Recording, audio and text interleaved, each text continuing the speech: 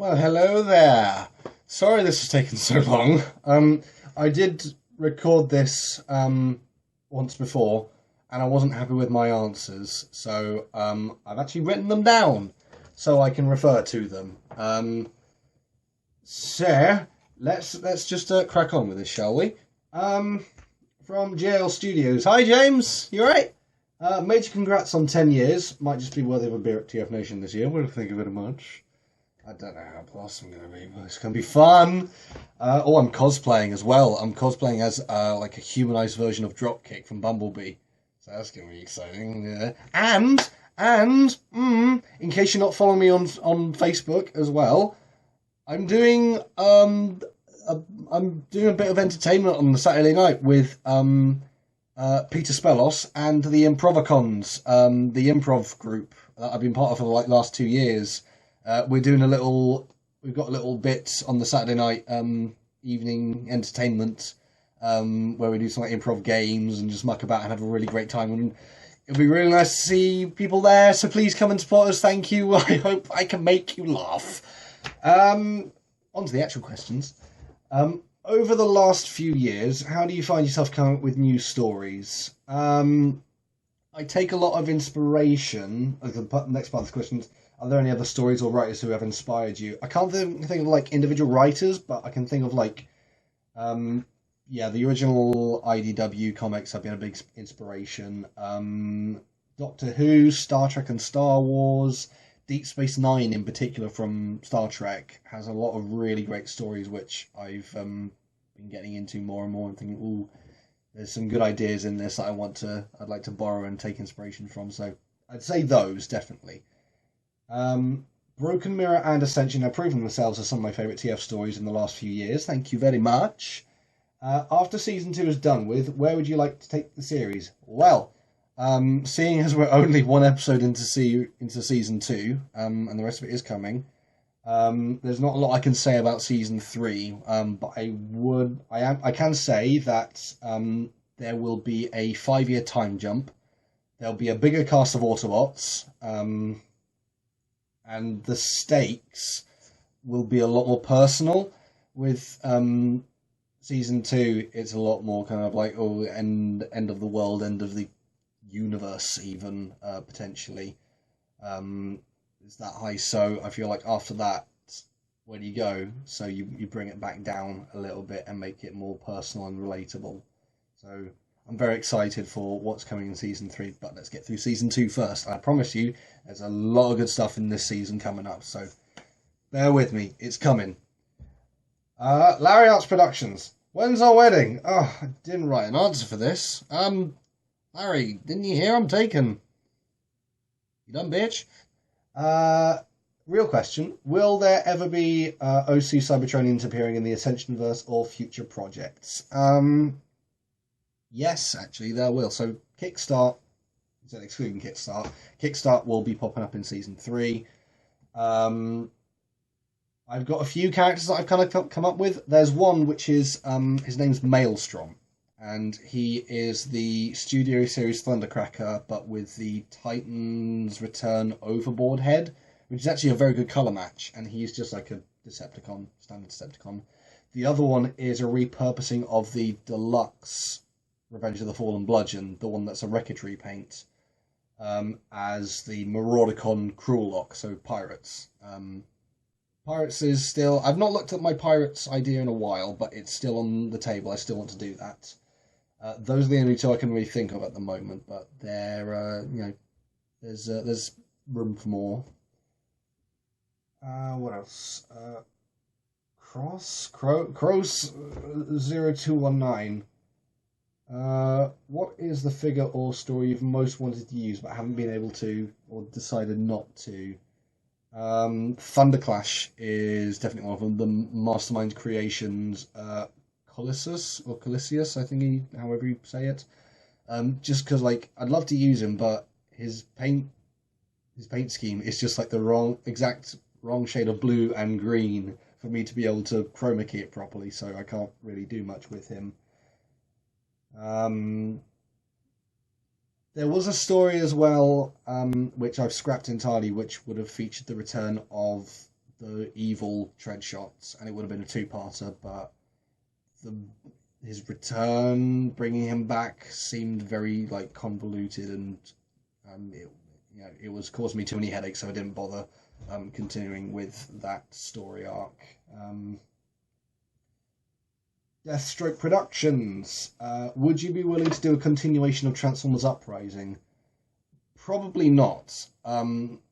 Technically, we already have done a continuation and a conclusion to the Uprising universe with the live script reading of Endgame, which in its strange, twisted way is, the canonical ending to that universe. But I don't think I will go back to it, because the whole point of going on to the Ascension verse is getting away from the movie designs and those characters, because they get so bogged down in like the existing movies, and it's like, oh, but Bumblebee, he was there, and oh, why can he talk, and Unicron, etc. And it's a mess. The movie's a mess right now. Although Bumblebee is great, and I'll get to that later. Jet the Hawk, Jethwack, Jethhawk. What am I doing? Will we see a spin-off or flashback episode set in the Shattered Glass universe? There are plans to do some expanded universe shorts set in the SG universe. They are there. As for flashback episode, maybe something in season 3, but I can neither confirm nor deny at this stage. What is your favourite Scramble combiner? Computron, I think, because his Unite Warriors figure is amazing. It's just so gorgeous. That was the first Transformer I think I ever pre-ordered as well from Kapow. And it was absolutely worth the wait. He's a little wobbly, but whatever. It's just leagues better than the Hasbro offering. I just think that looks really, really cheap. So Computron, definitely. Have you played the Transformers Devastation game? Yes, I loved it, and I need to replay it again because it's just so much fun. It's just button mashing joy. It's just so pure and simple, and yeah, I need to play it again. Kablam Zowie. When it came to your stop motion series, why did you choose those characters as lead roles? I wanted to pick characters which hadn't had as much focus, or were not as well known, so like C-list and D-list characters, like Hoist and Grapple. Just to give them like an opportunity to shine, because we've seen loads of stories with Bumblebee and Ironhide and Starscream as well, and there's I didn't feel like I had much to offer them. I didn't want to if you want Bumblebee, go watch the cartoons, go watch the movies, but Ascension's not about Bumblebee. It's Treadshot's story, and he's dead. I'm sorry. Do you regret killing off any characters in your series on that subject? Maybe Red Alert and Trailbreaker, but not really. I know that people got upset because Bumblebee died, but I feel like killing off an A-lister helps set the tone of Ascension, and you haven't got your heroes. You've got a bunch of medics and engineers and a few soldiers, and they're up against a Decepticon army, so they got to deal with that. Yeah. So no, I don't really regret killing anyone off. Maybe a little bit, but not like, oh, I've made a horrible mistake. Can we see the Decepticons more often in the series? Yes, you can. Episode 4 of season 2 focuses on Dropshot and Wreckage, which is it's a strange coincidence that the two Decepticons from the Bumblebee movie have very similar sounding names. It was really fun writing for them because they are very sincere friends, And you don't see that a lot with the Decepticons, that it's usually like, I tolerate you, but I absolutely hate your guts. And you don't see many, like, actual friends in their ranks, so they were fun to write for because they were just, like, they weren't trying to, like, outwit each other or, like trying to stab each other in the back. They're just mates. They're just really good mates. Also, drop shots, female. Yeah, there you go. Yeah, or Lugnuts in that as well, but you know, he's a bit more kind of comic relief. But yeah, they will they've got an episode of their own in season 2. Onyx Prime, out of all the characters from the Ascension verse, which do you think is your favourite besides the obvious? I think Iron Fist probably. He's very endearing, and I love writing for him. He's such a cutie. I love him, and Mason brings him to life so so brilliantly. Yeah, Iron Fist for sure. Tailgate 009. Congratulations on 10 years. Thank you. Do you want the Make Toys upgrade for your Omega Supreme? I'm glad to give you one for free. Yeah. If you're serious about it, then you drop me an email or message me on my Facebook page. And we could probably sort something out there. It's very kind of you. Thank you. Real question. What paints did you use for Shatterglass Wheeljack? I use Vallejo paints for all of my customs. At some point in the future, so at some point this year, I'm going to do a video which is like a custom showcase. So showing off all the customs like this guy here, my Starscream from the Cyber Battalion figure that I've given him like knees and like proper elbows as well from Bionicle parts. So yeah, I'll do that, and I will probably cover my customizing and painting techniques in that video because it correlates. Electro Guy TJ, what were Megatron's motivations for starting the war in your timeline? They're very similar to IDW in that he's a miner turned what's the words? Demagogue, I guess. So yeah, he's like turned like freedom fighter, speaking out against like the upper classes. They're like the oppressed of the lower class, which is something that the prequel audio drama Transformers Oligarchy will explore, like how he kind of falls from grace and what pushes him over the edge. It's very exciting. I'm very excited for that. We've got some really cool guest stars lined up as well, so keep an eye out for that. Gavin Burns. Question, how did you meet all your crew members for Ascension, and which episodes did you love to make? I met Max Linden after making More Than Meets the Eye, and he jumped on as like co-editor, sound editor, and voice actor for Uprising, and I've not been able to shake him off since. And so a lot of the people that I've met since then have been either like his friends that he's worked with on other projects, or people that I've auditioned for roles. I think everyone's role has kind of expanded, so not everyone who's now part of the Crosshairs Productions cast and crew is like a voice actor. There's a few people who, well, I mean, I put like a lot of my scripts and my videos out to them as like, hey, this is my first draft, what do you think? And I welcome their feedback. It's good to have a couple of other like voices to sound off on. Oh, which episodes do I love to make? Episode 4 with Dropshot and Wreckage. That was really fun. Episode 2 actually was really cool because that's just like Treadshot and Grace, and there's a you've seen the clip as well where it's just when they're about to have a little chat. So that was a fun one, and that one's done.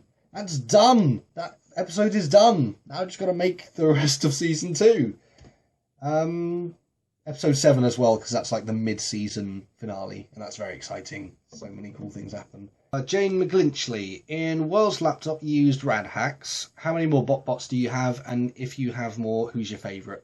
I've got 20 bots now. I didn't expect to have that many, but I love them. My favourite is definitely Rad Hacks, because he knows what you've been watching on your laptop. How dare you? And what I put in SHE's the little DSLR, because I film with a DSLR, so I've got to have one of those. Good 7, bad 13. If you could get one figure, who would you get? Mastermind Creations Titanica, which is their striker, because Well needs his consort, and it's a big purple Decepticon tank lady. What's not to love? She looks amazing, and I'm gutted that I missed out on her. I'm just waiting for a reissue from MMC. Make it happen, guys. Make it happen. Tanner Price, hello. Have you seen Spider-Man Into the Spider-Verse? What did you think of that movie? And who's your favourite Spider-Man from that movie? I love Spider-Verse. It was so good. Visually stunning. The soundtrack is amazing. Just so good. So good. Favourite Spider-Man, I think, is Peter B. Parker. The, dad bod Spider-Man, just because, it's so cool to see a Spider-Man who's been in the game for far too long and his life's kind of collapsed, and finding new meaning for his life after falling so far. Essentially he's depressed. He's clinically depressed, and his becoming a tutor for Miles, giving him that that boost to try again and do better. So yeah, him. I really love Peter B. Robert Smith. We're on to the last batch of questions now, I think. What non-Transformer series do you also like? Star Trek, obviously. Most of Doctor Who and Sherlock. Recent stuff hasn't been great, okay? It's really not been that great, especially Sherlock Season 4. The forgotten secret sister, just it's ridiculous. I'm sorry, that does not belong in a crime drama. Blackadder as well. I've been rewatching that from start to finish with my girlfriend and loving it. Agents of S.H.I.E.L.D. as well. I've been following that since day one, and I'm hooked. I love that show. I love it so much. And I've recently started on The Handmaid's Tale, which is topical, I guess, with everything happening in the good old US of A. But it's amazing how that show makes me. How that first episode just got me so angry that I was just I can't say anything right now. I've got too much pent up emotion to properly articulate how I feel about this. So yeah, Handmaid's Tale. I think that's all the shows I'm really watching right now. Oh, Thunderbirds I Go, the revived series, because they're in season 3 right now. Well, they're just finishing off season 3. Will combiners feature in the Ascensionverse? Yes, they will. So far, I've written Defensor and Devastator into the Ascensionverse. Those are the only 2 combiners that I know exist at the moment. Superion and some of the other Decepticon combiners, I've not written anything for them yet. Yeah, and I know people are probably asking but you got the Sunticons in Ascension, where's Menasor? At the moment, doesn't exist. As far as I've written, Drag Strip and Wild Rider and Breakdown have never been part of a Gestalt, so Menasor hasn't existed so far.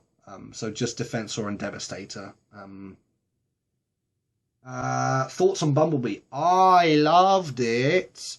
It made me cry, mainly because it was just so nice to see, movie Transformers given the respect and love that it deserves, rather than being just this 2.5 hour explosion and breast fest. Yeah, it's nice for it to be taken seriously. The Cybertron battle at the start is incredible, but the rest of the movie really holds up as well. It still, was really, really fun. Really, really, Bumblebee. it made me care about Bumblebee again. It made me love him. And I've not done that in a long time, in case you hadn't guessed.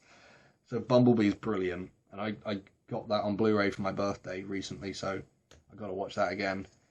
Thoughts on the IDW Transformers reboot? That one's a little more interesting. I don't know why I keep on doing this. It's still finding its feet, so I need to give it time. And, like, it's got a lot to live up to as well. So it's still, like, yeah, still trying to work out what it is. And, yeah, finding its feet. I don't know how long I'll stay subscribed to it, though. I am enjoying it. I think it's. I'm not good at like formulating opinions on my own. I kind of wish that they'd done something that was like radically different. There's so much of like old IDW that's still there, which I get. Like they want to take some of those things. Like it's stuff that people that long-time fans will recognize and it will hook them back in. But like, give me something new. Give me something fresh. I don't really want G1 again. Give me something different. We need another like Armada or animated or movies. The movieverse. That was like a radical change. But I think that a lot of Transformers right now relies on the G1, like the nostalgia for that and the love that people have for that. So they're aware of their audience. I'll give them credit, but it's, I feel like it's restricting it a little bit. And the last question: where do you get your animation backgrounds? I use Gary's Mod and Google SketchUp. So Gary's Mod is like a sandbox game kind of thing. You can get it on Steam. And Google SketchUp is like, it's a free 3D modeling software. I've built a few things of my own, but they're mostly imported creations. Paul H. Manning is the guy that I go to a lot because he's built a lot like ships and Cybertron backgrounds and things like that. So I go to that. I go to his workshop a lot to get a lot of what I need. So it's mainly those two resources. And with that, I'm done. That's all the questions. Thank you everyone who submitted a question. Even if it didn't make it in, I appreciate you taking the time to watch it and leave a comment there. In fact, I appreciate every single one of you. We're almost like 17,000 subscribers now. Thank you. 10 years, 17k subs. That's amazing. If 13-year-old me could see where we are now, he'd be kicking himself. I'm so grateful to everyone who's taken the time to watch one of my videos and thought, this guy's worthwhile. Left a comment, a like, favorite, subscribed. Follow me on Facebook. Anyone who's come up to me at TF Nation said hi. I really appreciate it all. You have, like I said in the 10-year anniversary celebration video that I made, at the start of May. This has helped me find my calling in life. I want to be an actor and director and filmmaker, and this is my path. These are my stepping stones to achieving that dream. So thank you all for joining me on this journey. I don't plan to finish anytime soon, don't worry. I think a few people were worried that this is the end. 10 years, he's done. But yeah, there's plenty of stuff planned for the next couple of years, so we'll see where it takes us. Thank you all so much for following me and subscribing and watching this video. I hope you have a fantastic day.